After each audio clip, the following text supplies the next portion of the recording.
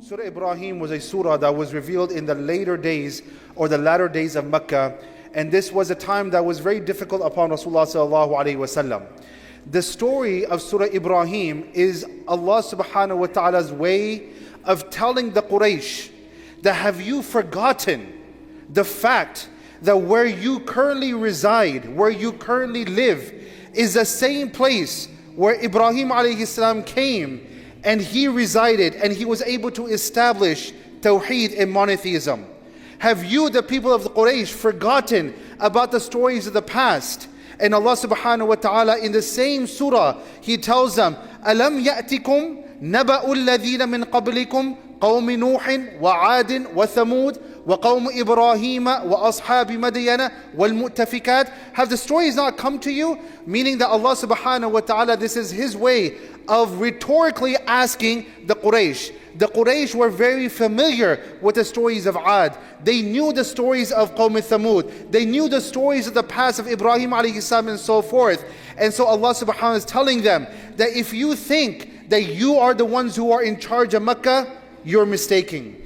Because Ibrahim alayhi salam came here first and he established Tawheed first. And then all these other people came later on. And just like Ibrahim alayhi salam, he established Tawheed. He made a dua to Allah subhanahu wa ta'ala. رَبَّنَا وَبَعَثْ فِيهِمْ رَسُولًا مِّنْهُمْ يَتْلُو عَلَيْهِمْ آيَاتِكَ وَيُعَلِّمُهُمُ الْكِتَابَ وَالْحِكْمَةَ وَيُزَكِّيهِمْ. He asked, alayhi salam, asked for a prophet to be sent, and hence it is our decree that Tawheed will be established once again for eternity in Mecca. If not today, it will be established sometime later on. This is Allah subhanahu wa ta'ala's way of telling the Quraysh that you have a choice. Either you can come on this side and believe in Allah and His Prophet ﷺ and remind yourself that Tawheed will be established again, or you can be on the wrong side of history, just like we found in the stories of Qawm Ad and Qawm Thamud.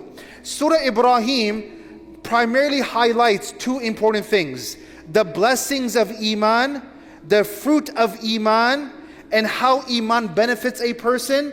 And number two is what is the drawbacks and what are the harms of disbelieving Allah subhanahu wa ta'ala. To begin with, Allah subhanahu wa ta'ala is reminding the Quraysh and the Prophet sallallahu alaihi wasallam, there are two different sides. Once again, you believe in Allah or you believe against Allah subhanahu wa ta'ala and you disbelieve in Allah subhanahu wa ta'ala. Number two is that we find in this surah, Surah Ibrahim, Allah is telling the Quraysh, either you can be on the right side of history and show your gratitude to Allah subhanahu wa ta'ala, or you can be on the wrong side of history and be ungrateful to Allah. And that is why we find in this surah, Surah Ibrahim, the very well-known ayah that many of us we have heard, لَإِن شَكَرْتُمْ لَأَزِيدَنَّكُمْ وَلَإِن كَفَرْتُمْ إِنَّ عَذَابِي لَشَدِيدٌ. Allah subhanahu wa ta'ala mentions that if you turn to Allah and you are grateful to Allah, then Allah will increase in your blessings. But if you are ungrateful to Allah, وَلَئِن كَفَرْتُمْ, and subhanAllah, the word that is used in the Quran to show ungratefulness is kufr. That's why Allah says in the Quran, إِمَّا هَدَيْنَاهُ السَّبِيلَ إِمَّا شَاكِرًا وَإِمَّا kafura. Kufr is not only that type of kufr where a person denounces their iman. No, a type of kufr is that a person becomes ungrateful to Allah subhanahu wa ta'ala. So in the same surah, Surah Ibrahim, Allah tells us, وَإِن تَعُدُّوا نِعْمَةَ اللَّهِ لَا تُحْسُوهَا. Let me give you, this is Allah telling us, let me give you a way that you can show your gratitude to Allah. Count all the blessings around you. Count every single blessing. Wallahi, brothers and sisters, we are blessed with so many different things. Allah subhanahu wa ta'ala provides us energy through the sun. Yet today, the energy that you and I, we can live without, which is the general electric energy that we can live without, we see that there is a bill that comes in our mail every single month. The energy of the sun is a type of energy that life will not exist on earth. Yet Allah subhanahu wa ta'ala never sends a bill to us. Think about it. A person goes to the hospital, they have difficulty breathing. They get put on an oxygen machine. To use that oxygen machine, it costs money. They charge the patient money. On the other hand, you and I, very easily, without even thinking, we inhale and we exhale, not realizing that this is a blessing from Allah subhanahu wa ta'ala. Who knows, Allah subhanahu wa ta'ala, if He wanted to, one day we could wake up and we could be blind. Allah subhanahu wa ta'ala, He could take away our eyesight in a blink of an eye. He can take away our ability to hear in the blink of an eye. Allah subhanahu wa ta'ala could take away our ability to speak in the blink of an eye. Wallahi, we are blessed with so many different things. So Allah subhanahu wa ta'ala says, when it comes to the subject of gratitude, وَإِن تَعُدُّوا نِعْمَةَ اللَّهِ لَا تُحْصُوهَا. Even if you make an attempt to count all the blessings of Allah, you will fail in your attempt. And then Allah says, إِنَّ الْإِنسَانَ لَظَلُومٌ كَفَّارٌ. That verily the human being, he's a person who commits dhulm. Most human beings, they commit dhulm and then they commit kufr, meaning that they show their ingratitude to Allah subhanahu wa ta'ala. So in Surah Ibrahim, Allah is telling us, you can be on the right side of history or you can be on the wrong side of history. Another thing Allah subhanahu wa ta'ala gives a very beautiful example of is, once again, when it comes to iman and kufr, Allah tells us that a person who has iman, true faith, then true faith penetrates the heart. And He gives the example of a tree. أَلَمْ تَرَ كَيْفَ ضَرَبَ اللَّهُ مَثَلًا كَلِمَةً طَيِّبَةً كَشَجَرَةٍ طَيِّبَةٍ. It is like an amazing tree, a good tree. And this is a type of tree that its roots are deeply penetrated into the ground. And Allah subhanahu wa ta'ala says, what is the characteristic of these kind of trees? He says, تُؤْتِي أُكُلَهَا كُلَّ حِينٍ بِإِذْنِ رَبِّهَا. First of all, Allah says, ثَابِتٌ وَفَرْعُهَا فِي السَّمَاءِ. أَصْلُهَا ثَابِتٌ وَفَرْعُهَا فِي السَّمَاءِ. The roots are penetrated deep into the ground, and the leaves and the branches are high in the air. And then Allah says they provide fruit throughout all season, and they provide benefit to those who have planted that seed. What is Allah subhanahu wa ta'ala trying to tell us here? Allah is telling us that the example of the tree is, to help us understand, is like a believer. When a firm believer has iman in Allah, just like the roots of the tree are deeply penetrated into the ground, a person's iman is deeply penetrated into the ground. And we see trees like palm trees. Their roots are deeply penetrated into the ground. And Allah subhanahu wa ta'ala says, when you see strong winds coming by, you know, like for example in Florida, you see there's a lot of palm trees there. California, there's a lot of palm trees there. When you go to these kind of places, you see all these palm trees, but when you see the tornado season coming through, you don't see these trees on the ground. Why? Because Allah subhanahu wa ta'ala is trying to tell us that example is like the example of iman. No matter what challenge comes your way, your roots are going to be firmly grounded. You're going to be firmly stable in terms of your iman. And then not only that, when the Quran says that the branches of the tree are high in the air, meaning that there are things that the person does, the believer does, that their reward reaches Allah subhanahu wa ta'ala. So thabitun wa far'uha fis sama. And then on the other hand, on the flip side, once again, when it comes to iman, Allah is telling us, you can have strong faith and it will make you very, very strong. Or you can become like the weak tree. وَمَثَلُ كَلِمَةٍ خَبِيثَةٍ كَشَجَرَةٍ خَبِيثَةٍ أُجْتُثَّتْ مِنْ فَوْقِ الْأَرْضِ مَا لَهَا مِنْ قَرَارٍ. Allah subhanahu wa ta'ala says, the example of kufr is like that kind of plant. You know, there are trees, as I said, there are trees firmly into the ground. There's no way you can pull them out unless you bring like a tractor and they go deep into the ground and they pull out the roots. But there are some kind of plants. Imagine going into your backyard. You see weeds growing in your backyard. What do? You go to the weed and you pull it out. And that weed is so weak that when you pull out that weed from the ground, it comes out with its roots. Right? So Allah subhanahu wa ta'ala is saying that kufr and disbelieving in Allah is so weak in itself that it's like a plant that if you pluck it from the ground, you can pluck it with its roots from the top of the ground, and any bare hands can do that. This is how weak iman is. So Allah subhanahu wa ta'ala is telling the people of the Quraysh, and in essence He's telling the entire world, that either you can have strong iman and be on the right side of history, or you can be on the wrong side of history.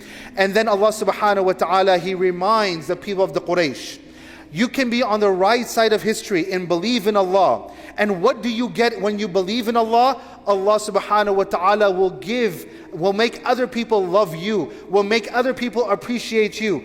Just like in the story of Ibrahim alayhi salam. When Ibrahim alayhi salam left his family in Mecca, and this story is mentioned here in Surah Ibrahim, he says that, رَبَّنَا إِنِّي أَسْكَنْتُ مِنْ ذُرِّيَّتِي, Ya Allah, I have left my family. And by the way, there was one interesting thing to note here.